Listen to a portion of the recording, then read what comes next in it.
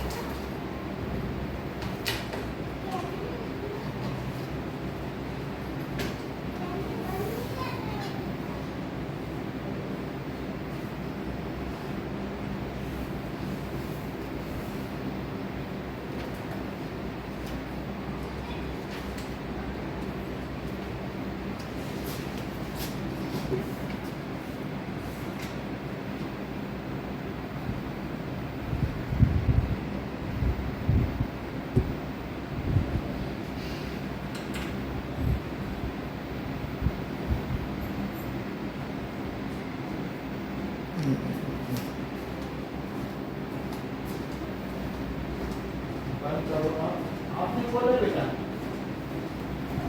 आपने बोला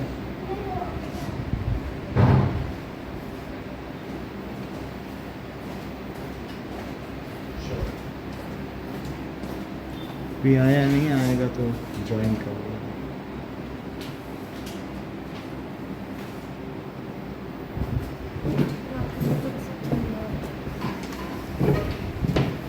Okay. So we have seen animal husbandry. Chapter खत्म हो गया. So if the rearing, feeding and caring of animal is done at large scale, then it is known as animal husbandry. ठीक है. तो why the animal husbandry is open? इसे क्यों किया जाता है? It is for dairy product and in some countries it is for flesh. तो कई एनिमल जैसे शीप हो गया, गोट हो गया, उन सब की रियरिंग और केयरिंग उनके फ्लैश के लिए भी की जाती है, तो इसको एनिमल हस्बेंड्री कहेंगे।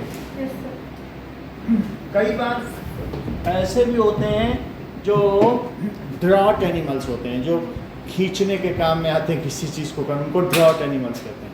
और कुछ डेयरी एनिमल्स होते हैं, तो डेयरी एनिमल्स को हम डेयरी प्रोडक्ट के लिए करते हैं, और ड्रॉट एनिमल जैसे बुलक्स हो गया, इन सबको भी हम हस्बेंड्री में रख सकते हैं। डंकी हो गया। Okay, now exercise. First question ना करो, सेकंड हाँ, फर्स्ट क्वेश्चन देखो। फर्स्ट क्वेश्चन क्या है? Select the correct word. Amish बोलो। सर पहले वाला तो होगा the same kind of plant grow and cultivate on a large scale at a place is called crop. It is crop. Second answer बताओ। The first step before growing crops is preparation of soil. ठीक है, of the preparation of the soil. Okay, फिर sir third है damaged seed would with float on the top of water. Float on top of water. Next. और last है for growing a crop sufficient sunlight and water and nutrition from the soil are essential. nutrients लिखा है कि water nutrition nutrients ना water from the soils are essential. ठीक है, second का answer मंगा दीजिए। So first खरीफ crops, हाँ, wheat, paddy and maize. Paddy and मेज। तो फर्स्ट को आप ई से टैली कर रहे हैं, सेकंड को D, wheat, gram, pea. रबी में वीट ग्राम की, तो सेकंड को डी से, थर्ड को Chemical fertilizers होगा urea and super phosphate, that is B, and fourth और फोर्थ ऑर्गेनिक मैन्योर का होगा C, animal excreta, cow dung and urine and plant waste. Okay. Divyansh give two examples. Kharif crop के दो example दो। paddy and maize. Kharif crop, paddy and maize, बारिश में ये सब चीज़ें मिलती हैं, भुट्टा भी खाने को मिलता है। इसी तरह से रबी क्रॉप, wheat and tea और gram. दो वीट, टी, ग्राम, ये सब इसमें आते हैं। चलिए, right a paragraph in your own words. Preparation of soil का आप लिख सकते हो, यस सर सोइंग पे लिख सकते हो, आफ्टर प्रिपरेशन ऑफ सॉइल, ठीक है। The seeds, healthy seeds are to be sown sown and this is sowing, okay, and after that the ground is leveled so that water reaches to every seed and it germinate properly, and also it saves the seeds from birds picking it up or eating up। तो इसके लिए हम उसे cover भी कर सकते हैं with a thin layer, बड़ी लेयर नहीं चाहिए उसके लिए। कैसे चाहिए? अरे डिनाइड जब आए नहीं, अच्छा ऐसा हमने कर दिया, वो आ गए, अरे अरे ये तो गड़बड़ कर दिया। वो आ गया था, उसके एंट्री मांग रहा था, आपने डिनाई कर दिया। बोलो तो स्वागत तो करो हमारा, तो सर आपने बोला नहीं करना। ये निकाल। क्या हो गया? हाँ हाँ सर। एडमिन चलो हेलो है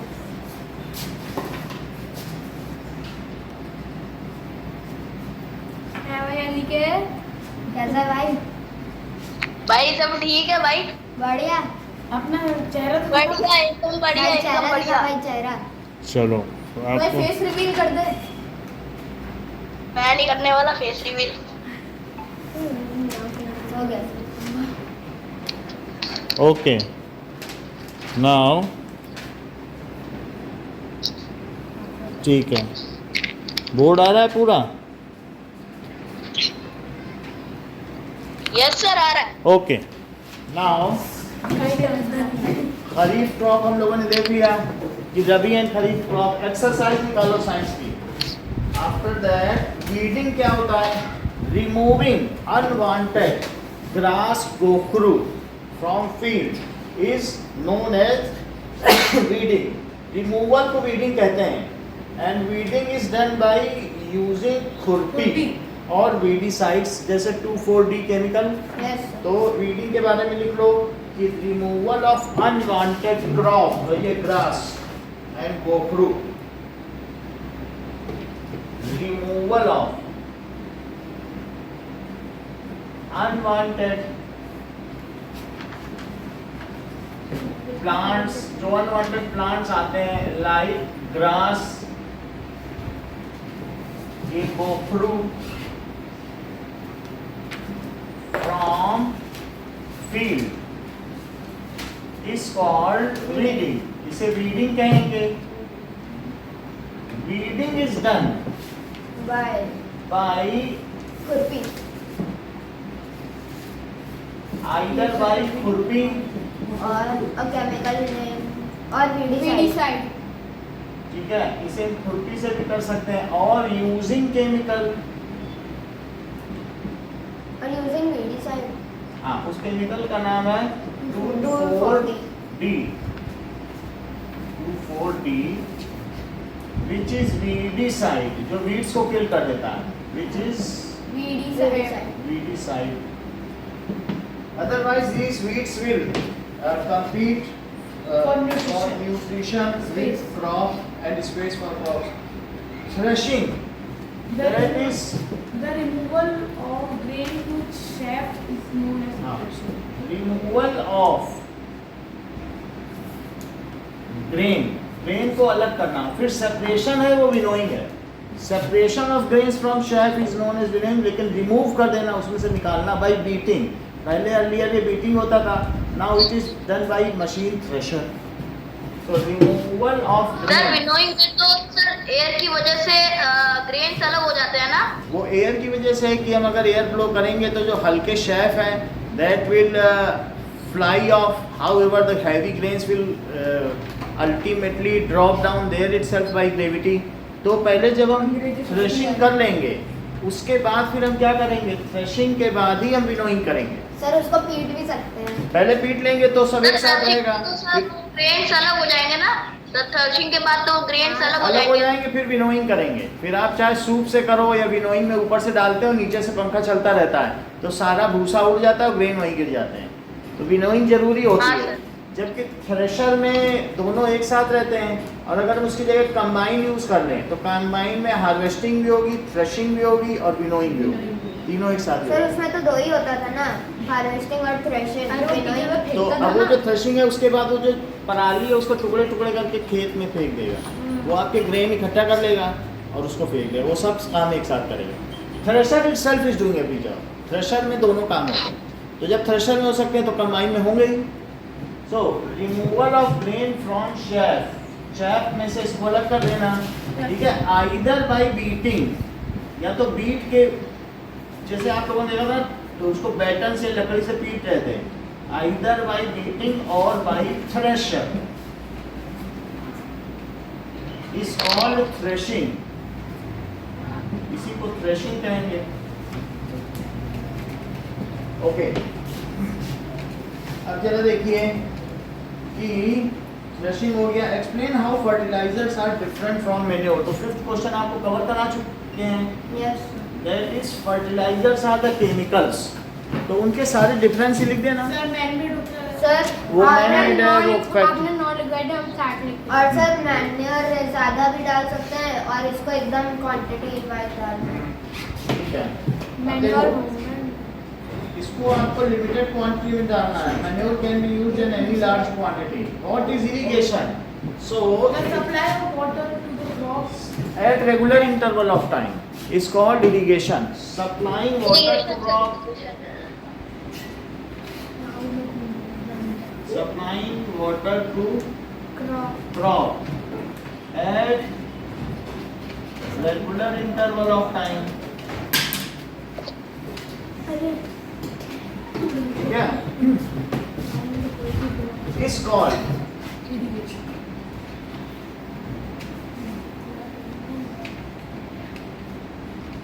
अब आगे क्या पूछ रहा है? That is describe two method of irrigation which conserve water. So that is by sprinkling And drip system. drip system. So एक sprinkler system है। Sir by sir traditional methods और मॉडर्न मेथड्स। ट्रेडिशनल मेथड में पानी की बचत नहीं है, लेकिन हमारे जो मॉडर्न मेथड है either by sprinkler Conserving water. और आइदर बाई ड्रिप सिस्टम, दोनों में पानी की बचत है। Sprinkler system when the ground is uneven, so you can not fill the field with water, क्योंकि अगर अनइवन है या स्लोपी है लेवल कर तो लेवल्ड नहीं है, सर तो माउंटेन पानी भी में कम यूज होता है सर, और सर बेनिफिट भी ज्यादा होता है सर। तो हम इसमें धीरे स्प्रिंकल करते रहेंगे। जैसे इतने बड़े प्लेग्राउंड में पानी भर देने से खेलने लायक नहीं रहेगा, लेकिन अगर स्प्रिंकल करते रहो तो उससे तुम सुबह शाम स्प्रिंकल कर, तो ग्राउंड हरा भरा है, तो उससे ज़्यादा पानी की बचत है कि पूरा भर देना चाहिए प्लेग्राउंड, पानी की वजह से। तो उसमें तो कोई खेल भी नहीं पाएगा, कहीं कहीं कीचड़ भी हो जाएगा, लेकिन स्प्रिंकलर में कहीं भरता नहीं है पानी, तो इट सेव्स वाटर। और ये कहाँ यूज होता है? If ground is sloppy, ground is sloppy and uneven, yes sir. तो ऐसी स्थिति में क्या होगा? सर कॉल आ रहा है। देन ऐसी स्थिति में क्या होगा बोलो? कोई बात नहीं। Then sprinkler system is used. Yes sir.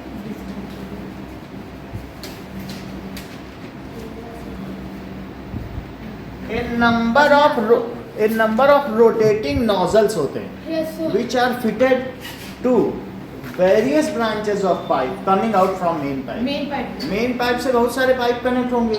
Sir main उनमें- पाइपलाइन से सर वो छोटी छोटी पाइप जाती है ना सर, हाँ। उसी में फिट होता है सर तो देखो sprinkler. a number of rotating nozzles होती हैं, nozzles में से पानी निकलेगा, are connected to, उसको कनेक्ट किया जाएगा, so these are connected. Hello नमस्ते और भाई मंगल।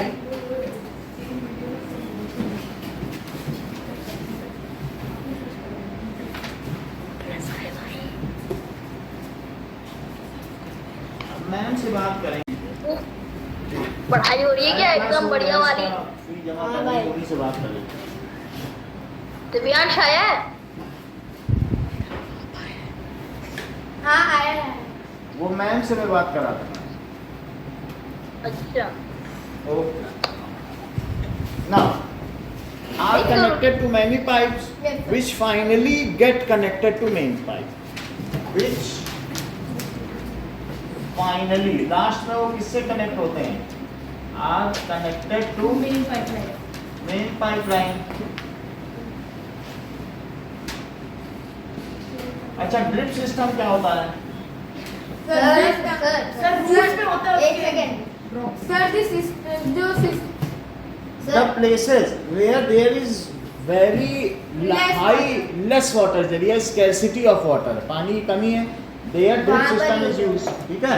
अब सर वो एकदम वो रूट के ऊपर ड्रॉप डालते हैं, इसलिए सर वो उसको डायरेक्ट सर रूट के ऊपर पानी डालता है सर, जिससे रूट उस पानी को जल्दी अब्सॉर्ब कर सके। ठीक है। हाँ, So मेरे को तो this समुंदर में रहता है।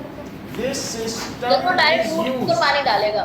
देखो, this system is used at the place Yes, sir.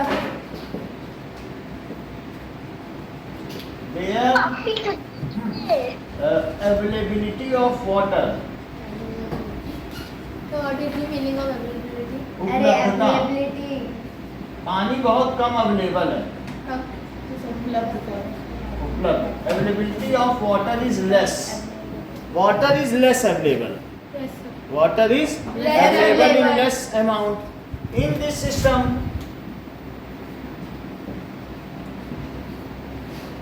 water falls drop by drop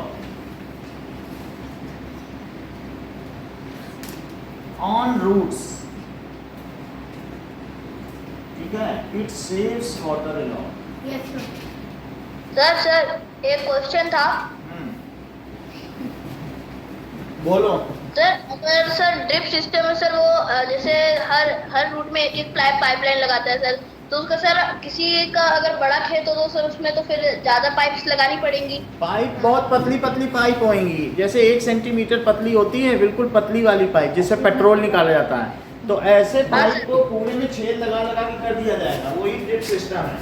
जैसे आप ये समझ लो, इसके लिए बहुत मोटी पाइप नहीं होगी ड्रिप सिस्टम में, ऐसी पाइप होगी, ये इतनी बड़ी पाइप होगी, वो बहुत पिचकारी पतली, वाली जो पाइप होती है ना, वो ऐसी पाइप पूरे खेत में डाल दी जाएगी और इसमें सुई से छेद कर दिया जाएगा, और ये इतनी फ्लेक्सिबल होगी कि बस रूट के पास या तो बांध दो पेड़ में और एक छेद कर दो, एक एक ड्रॉप बहुत देर में 10 मिनट में 1 बूंद पानी गिरेगा, बस उससे मिलता रहेगा, ऐसा होगा। Okay sir. और इसका क्या है कि इसके 200 मीटर 300 मीटर ले लिए जाते हैं, बहुत सस्ते भी आते हैं, ये बड़े पाइप नहीं है और बहुत फ्लेक्सिबल होते हैं।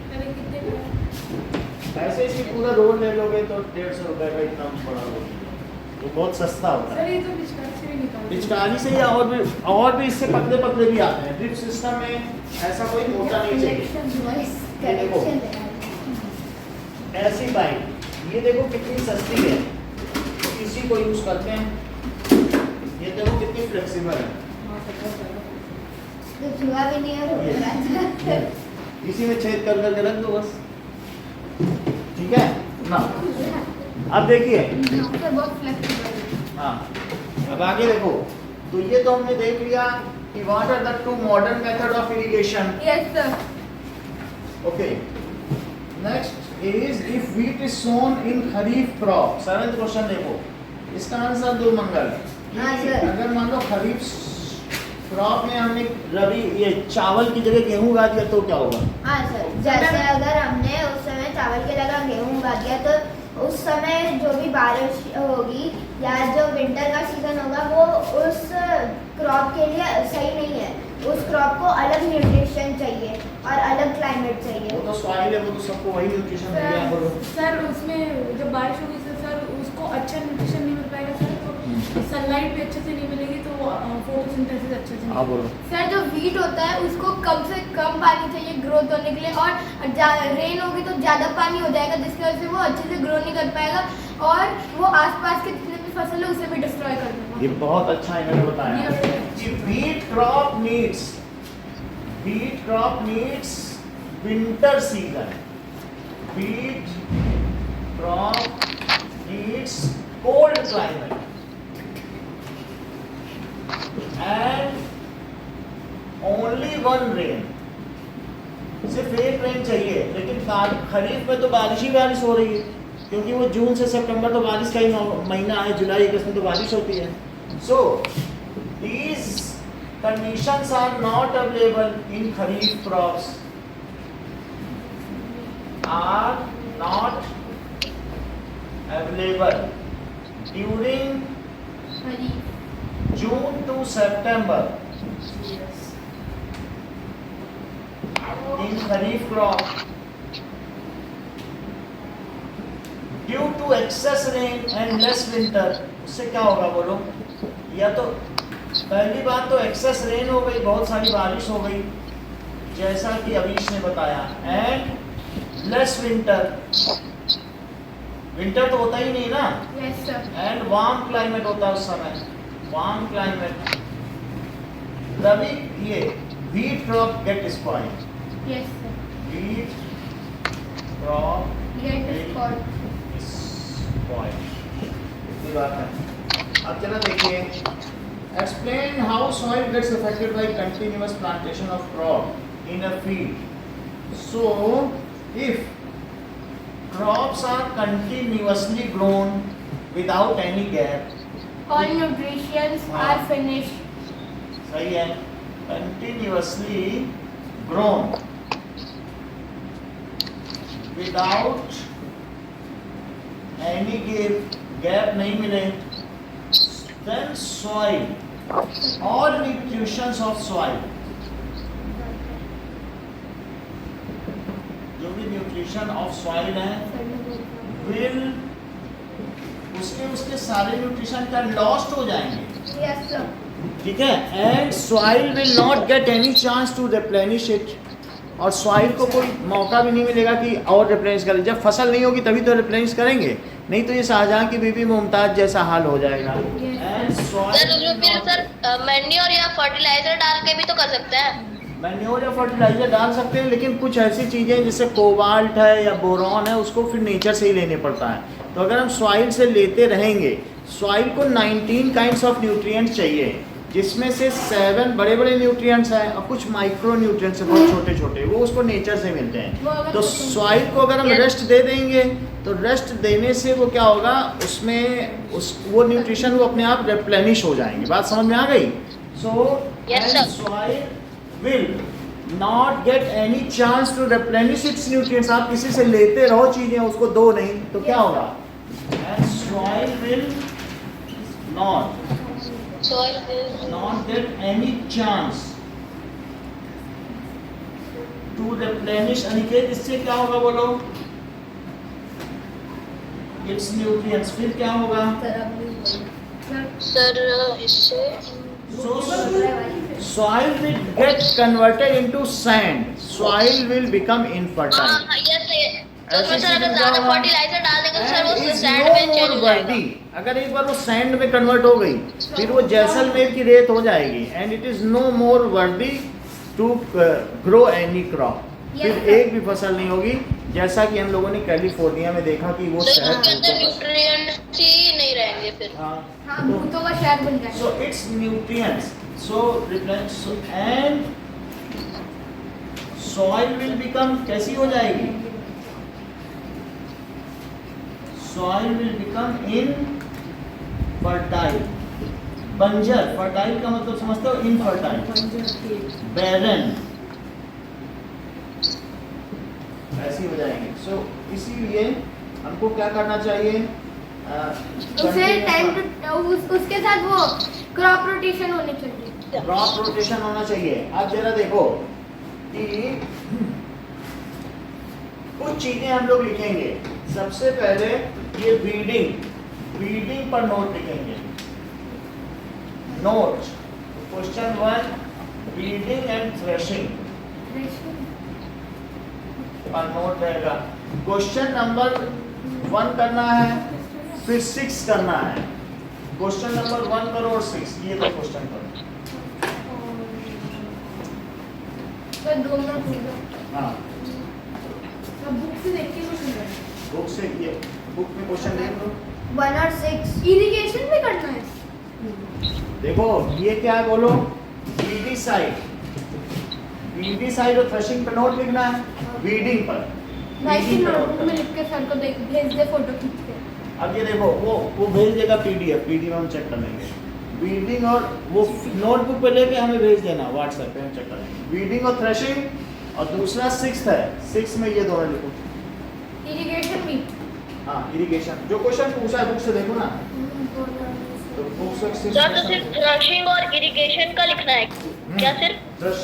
थ्रेशिंग और वीडिंग का लिखो और 6th क्वेश्चन इरिगेशन है। ओके सर समझ गया। ठीक है, हो गया तो भेज दो।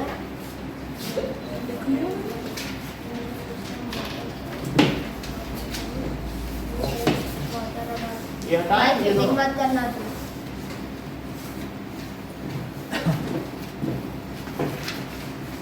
If wheat crop is, तो सर और दूसरा क्वेश्चन है कि अगर कंटिन्यूअसली सॉइल में क्रॉप ग्रो की जाएंगी तो सॉइल का क्या हाल होगा, what will be the condition of soil. और पहला क्वेश्चन है कि if wheat crop is grown in kharif crop what will happen, तो इन दोनों का आंसर देना है।